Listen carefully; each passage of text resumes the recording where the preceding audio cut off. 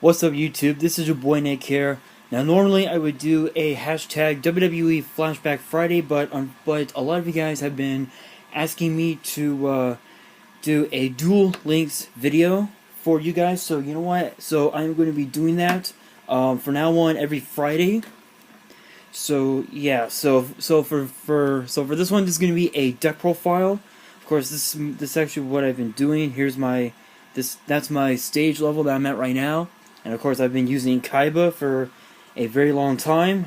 He's at level 34 right now. It's just, and yeah, I've been winning a lot of duels as of late. I've lost a few, but that is okay. And as you guys tell by the Gate Guardian, that's in the background. The reason why Gate Guardian is there is because the Paradox brothers are actually in the game, and you can actually unlock the Paradox brothers. But in order to do that, you have to get to 180,000 points, and then when you go and then the farther you go, the more you'll earn. Like if you get to say 250,000 points, you will get a card sleeve customization. And then of course you'll get some gems and playmats and whatever.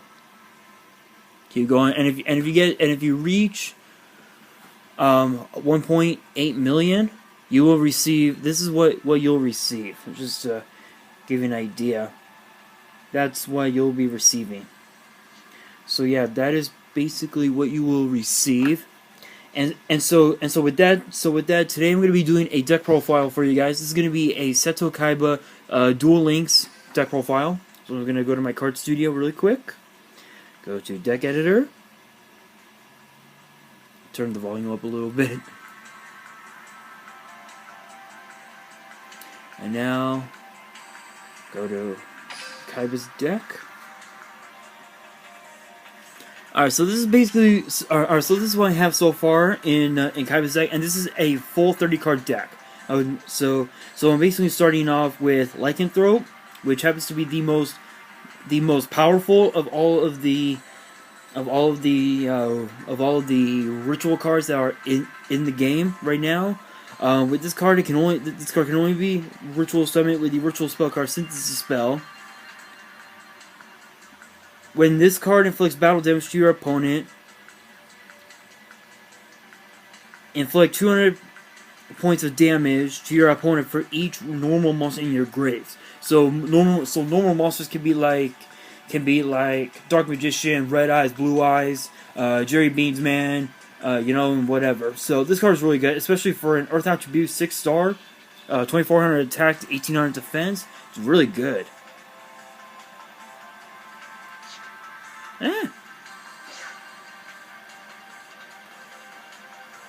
And then of course I have Sonic Bird, which is an easy way to get to the ritual spell faster. It's probably one of the most probably one of the most used cards in Duel Links as of right now. So it's really good. And then of course I have my camera. Of course I have Sphere Karibo. This card can negate battle damage and switch your opponent's monster into defense mode when their monster declares an attack. So you can basically send this card to the grave, and then you can negate and then you can switch the mode from attack to defense mode. And then when you're about to perform a ritual summon, you can banish this card from your grave as ritual material. And then of course I have Whitehorn Dragon. This card is probably one of my more favorite cards. Probably my ace card, if you will. Because with this card you can target up to 5 spells in your opponent's grave, and banish them from their grave. And this card gains 200 points for each one. So 300 points for each one. So yeah, this card is really good. And then of course I have Blue Dragon Summoner, which is one of the easiest ways to add your normal monsters from your deck. It's a really good card. So basically, when this card is destroyed from the field to the grave, you can add a dragon, warrior, or spellcaster normal monster from your deck to your hand. And then you have Obnoxious Celtic Guardian. This card is good, especially when it's in defense mode. It is really good because you don't take any battle damage, and this card actually stays on the field.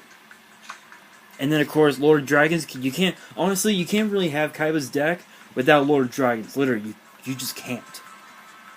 So this card is really good. And then of course I have not one, not two, but 3 Blue Eyes White Dragons. Of course this one is not the glossy one, but I have a normal ultra rare Blue Eyes, a glossy ultra rare, and a prismatic foil.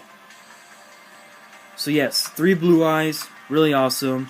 And then of course Axe Raider, a really good 1700 attack point 4-star monster. And then Judge Man, Jerry Beans Man, probably one of the more favorite cards in the game right now. I remember this card was used back in the day where you would summon this out, and then you would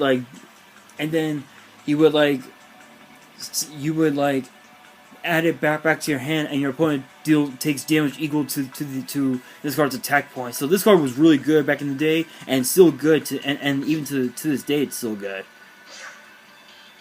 And then of course the spells I have: Stamping Destruction.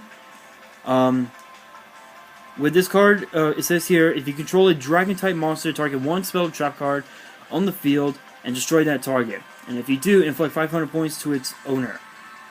So this card is really good. I've only used this card a few times, but this is probably one of the best cards in this deck right now. And then Shard of Greed, which is one of the easiest ways to get to your deck faster. And then Polymerization.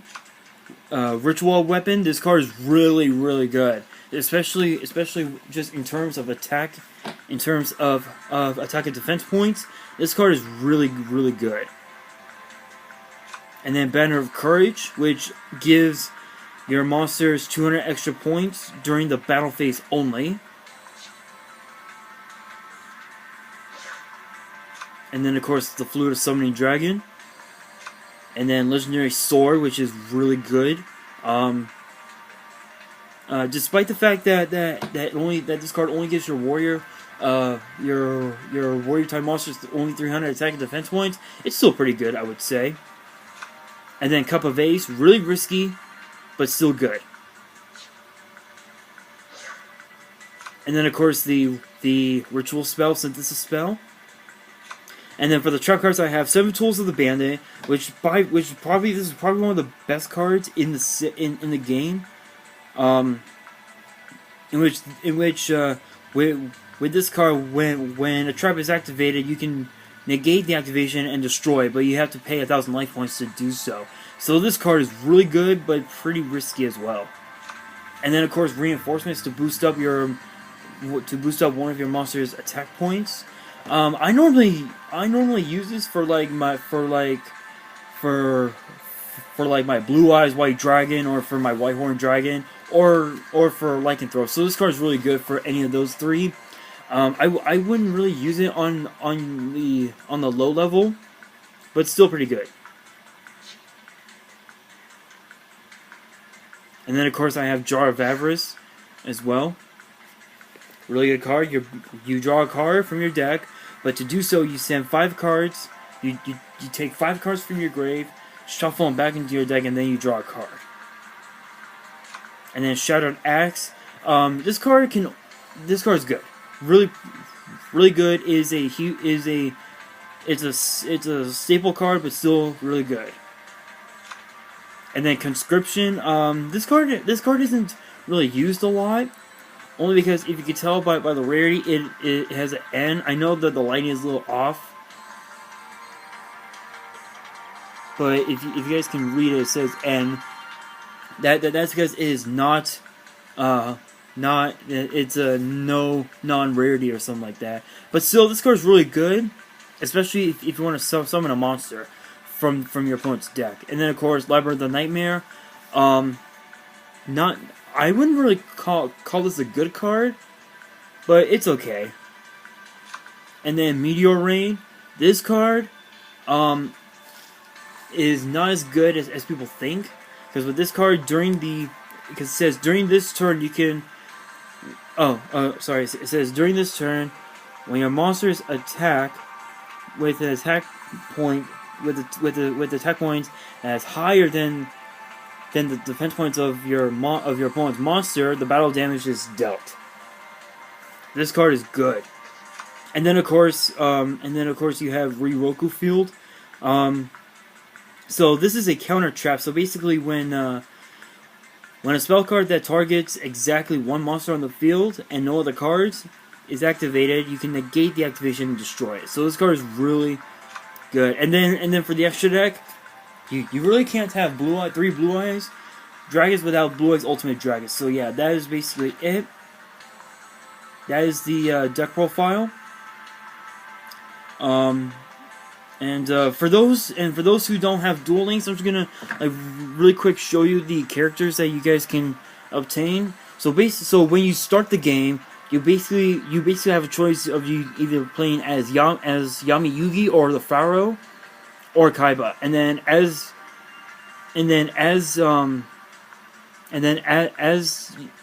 you progress in the game, you start obtaining new duelists like Joey and Mai, Taya, Weevil, Rex Raptor, Mako Tsunami, Yami Bakura of this one.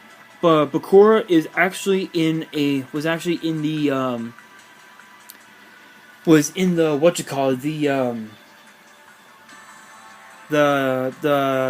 the Destiny board thing that was going on a while back. And then of course you get Bandit Kid and Maximilian Pegasus.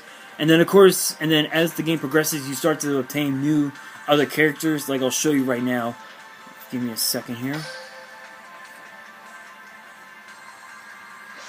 Alright, so right now I have two characters I need to unlock. One of them is Ishizu Ishtar, and the other one is Odeon Ishtar. So with Odeon,